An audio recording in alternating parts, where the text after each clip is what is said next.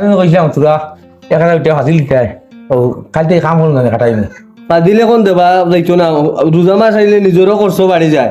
আর আপনি এক কাম করুক কোয়া, কালকে থাকি রোজা মাস আর খাম আমি করাই যাম না এখন, খাম বাদ দেব কোয়া। কারণ আপনারও অবস্থা, শরীরের অবস্থাও বেশ ভালো না। রোজা মাস খালি এক জোড়া কাম করতে পারতাম না, হনো বইবা। আর রোজা মাস আমি কাম করাইতাম না।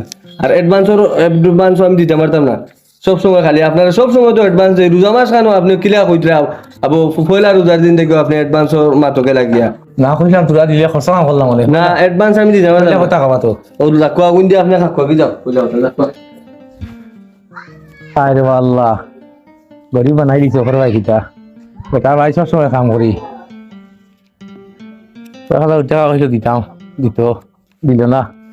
যাক আল্লাহ আর জমা করো কুয়া কিটা করবাই গরিব আল্লাহ বানাই দিছেন ও দেখে গিয়া তুমি কামকে লইলো নি